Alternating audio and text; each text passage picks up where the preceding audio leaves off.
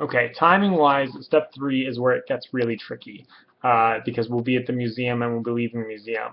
From every point after we leave the museum, I expect it to be a half hour from step to step, and that's basically going, interacting with the thing, and then traveling to the next location. It might even be more than half an hour, like 30 or 45 minutes.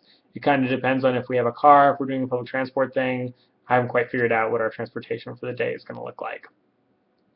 The person at the Einstein Monument is going to be Alex. Um, Alex is going to be playing a supposedly homeless person who's a friend from Agent Wings who does all sorts of like character acting. You kind of had an inkling that Agent Wings was something was gonna happen to her. So when she shows up and doesn't recognize you, you'll take the opportunity to be really annoying and like a fake drunk and kind of like getting in your way and everything like that.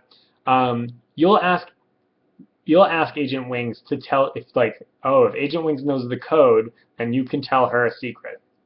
The code is another hint from the newspaper. If we haven't figured it out yet, I will suggest to her that basically maybe we need to look in the newspaper for the code.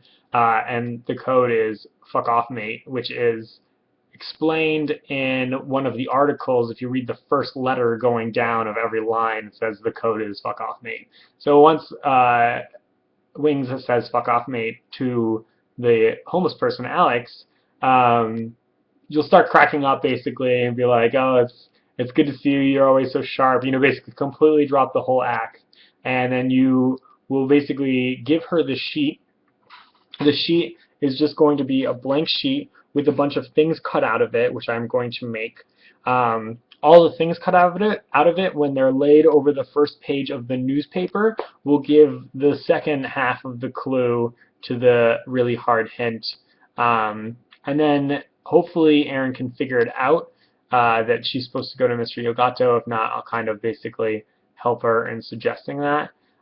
There is on the back of the newspaper a advertisement for Mr. Yogato. If possible during the day, or even actually like Alex, especially during this, just as a whole like psychology, remembering things that are in your schemas or whatever, mention the fact like, oh, we should go out and get, you know, frozen yogurt later because Erin loves ice cream, loves frozen yogurt. So it'll seem like a casual comment, but it's actually a clue that she's supposed to go to an ice cream store. And then after that, you basically leave, and so does she.